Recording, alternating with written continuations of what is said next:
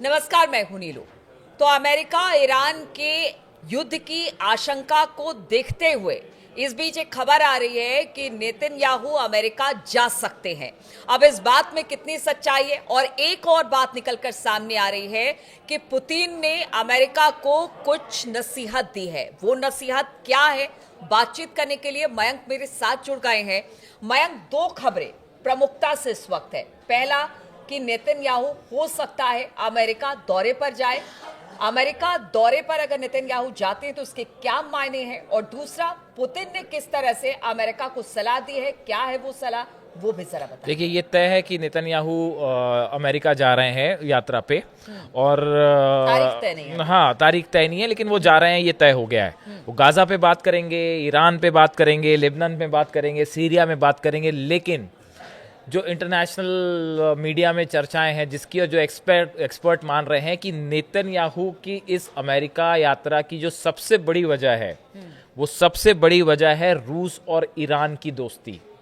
देखिए, जो प्लान था, जैसा हमने अपने पिछले वीडियो में भी डिस्कस किया था, कि अमेरिका और इजराइल का बड़ा प्लान था ईरान पर हमला करने का, लेकिन बीच में आके ढाल बन के खड़े हो गए हैं पुतिन।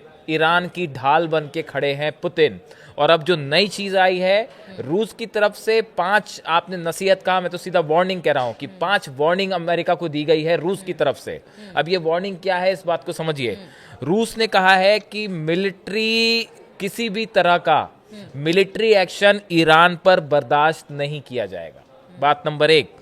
बात नंबर 2, अगर अमेरिका किसी तरह की सैन्य कार्रवाई करता है ईरान के ऊपर, तो ये इलीगल होगी, अनएक्सेप्टेबल होगी। तीसरी बात, अगर अमेरिका ने ईरान पर हमला किया तो इसके भयंकर परिणाम होंगे। चौथी बात, ईरान के पास शांतिपूर्ण परमाणु कार्यक्रम चलाने का पूरा अधिकार है। ये रूस कह रहा है, ये पुतिन कह रहे हैं। पांचवी बात, रूस की तरफ से कही गई कि अगर जरूरत पड़ती है तो हम अमेरिका और ईरान के बीच मध्यस्थता करने को तैयार हैं। अगर आप सरल शब्दों में कहें तो अब पुतिन जो है वो खुलकर ईरान के साथ खड़े हो गए हैं। अब उनको किसी तरह की कोई चिंता नहीं है। अब उन्होंने सीधा सीधा ये वार्निंग दे दी है, रूस की तरफ से ये आ गई है कि भाई ईरान पे किसी तरह का हमला करने की आप सोचिएगा भी मत। देखिए, असल में ये रशियन फॉरेन मिनिस्ट्री की तरफ से एक प्रेस कॉन्फ्रेंस थी, उसमें ये बातें जो कही गई, जो फॉरेन मिनिस्ट्री कह रही है कि any military action against Iran will be illegal and unacceptable. इनकी जो स्पोक्स पर्सन हैं, मारिया जाराकोवा, जो रशिया की फॉरेन मिनिस्ट्री की जो स्पोक्स पर्सन है, उन्होंने एक बयान में ये बात कही है कि ईरान पर अगर कोई भी हमला होता है तो इसके बड़े भयंकर परिणाम होंगे। जो उनकी प्रवक्ता हैं, उनकी तरफ से जो कहा गया कि any bombing on Iran's nuclear site could have catastrophic consequences. इसके आपको जबरदस्त परिणाम होंगे। तो देखिए, रूस जो है वो इस पूरे मामले में अब एक एग्रेसिव स्टेप पे आ गया है। जिस तरह से देखिए, अमेरिका ने दबाव बढ़ाया कि B-2 बॉम्बर्स आ गए, वॉरशिप्स ईरान के चारों तरफ पहुंचने लगे, उसके बाद जो है रूस ने भी जो है अपना रुख थोड़ा आक्रामक कर लिया है। यानी मयंक, जिस तरह से नेतन्याहू के पक्ष में अमेरिका साफ तौर से दिखाई देता है कि वो खड़ा है, वो हमेशा ये कहता है कि अगर इजराइल पर किसी तरह का हमला हुआ ईरान की तरफ से या प्रॉक्सिस की तरफ से, तो वो उस पर हमला करेगा। अब इसी की तर्ज पर रूस भी खड़ा हो गया है। यानी अब कोई किसी तरह की कोई छिपने की बात नहीं है, कोई ये करने की बात नहीं है। वो अब उसने बता दिया है कि हम भी ईरान के साथ। अब इसी का परिणाम ये है, जो कहा जा रहा है कि यही वजह है रूस की ये दोस्ती, रूस का ये सपोर्ट ईरान के लिए। इसी वजह से नेतन्याहू को अब अमेरिका जाना पड़ रहा है। अब नेतन्याहू अमेरिका क्यों जा रहे हैं? 2 वजह, बड़ी वजह। पहली बात तो ये कि जैसा कि चर्चाएं थी कि भाई जो हमला है वो असल में इजराइल की तरफ से होना था, ये दिखाते हुए कि अमेरिका ईरान पर हमला करेगा, लेकिन हमला करने का प्लान था इजराइल की द्वारा हमला होना है। लेकिन अब ये संभव नहीं है। अब ऐसे स्थिति में ईरान के साथ आगे क्या किया जाए? क्या टॉक्स, यानी एक नई स्ट्रेटेजी की बात? बिल्कुल। खामेनेई जो है वो अपनी शर्तों पे बात करना चाहते हैं, वो अमेरिका के दबाव में नहीं आना चाहते। वो सीधी बात भी नहीं करना चाहते, वो चाहते हैं कि ओमान के जरिए हम बात करें, जैसा कि उनका पुराना स्टैंड है। इस स्थिति में अब अगर देखिए, अगर किसी भी तरह का हमला आनन फानन में अगर इजराइल करता है ईरान के ऊपर बिना प्रॉपर तैयारी के, तो उसका नतीजा बहुत भयंकर इजराइल को भुगतना पड़ सकता है। पूरी मिसाइल्स, पूरे वॉरशिप, हम बार बार कह रहे हैं ईरान के तैयार खड़े, और अब तो रूस भी आ गया है और वो कह रहा है कि भैया सोचना भी मत हमला करने की, वरना भयंकर परिणाम होंगे।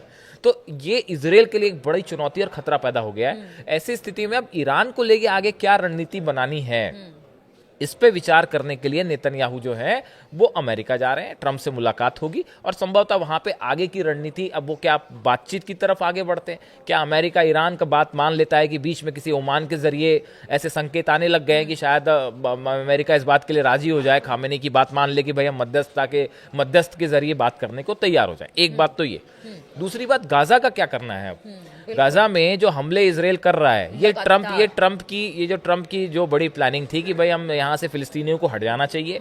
फिलिस्तीनी और बहुत लोग छोड़ के भी गए। मयंक, अगर पिछले कुछ दिनों में बात की जाए तो वहां पर कई ऐसे क्षेत्र हैं जहां पर अब जो इजराइल की फोर्सेज है वो आगे बढ़ गई है, उसको सेफ जोन बना लिया है, वहां से फिलिस्तीनियों को लगातार विस्थापित कर देखिए, हाँ देखिए, ये यही बड़ी प्लानिंग थी जो ट्रंप की तरफ से कहा गया था कि आप फिलिस्तीनी यहाँ से हट जाए। उसके लिए कोई तैयार नहीं हुआ। पूरे मुस्लिम राष्ट्र एकजुट हो गए, फिलिस्तीनियों के साथ खड़े हो गए। तो यूरोपियन कंट्रीज में से भी ऐसी स्थिति में इसीलिए इजराइल की तरफ से बड़े हमले किए जाने लगे, ताकि वहां पे एक बफर जोन तरह से बना लिया जाए और लोगों को यहां से हटाया जाए। इसी रणनीति के तहत का, लेकिन ये कोई परमानेंट रणनीति नहीं हो सकती।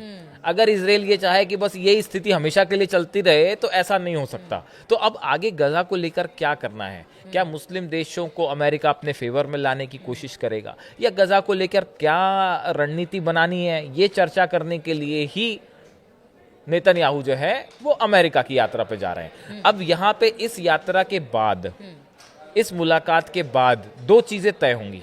पहली तो ईरान को लेकर अमेरिका और इजराइल का क्या रुख होगा, वो संभवतः इस मुलाकात में तय हो जाए। और दूसरा, गजा में जो लगातार हमले हो रहे हैं, गजा को लेकर एक बड़ी पॉलिसी क्या होगी अमेरिका और इजराइल की, ये इस मुलाकात के बाद सामने आ जाएगा।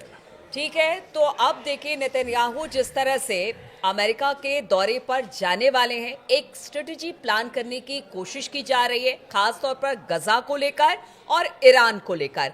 अब ये बातचीत किस तरह से नेतन्याहू और ट्रंप के बीच में होती है, किस तरह से नए प्लान के साथ, अब जो खास तौर पर गजा और बात की जाए ईरान की, तो उसको लेकर किस तरह के प्लान बनते हैं या क्या बातें सामने आती है, इस पर लगातार हमारी नजर बनी रहेगी। आप बने रहिए हमारे साथ।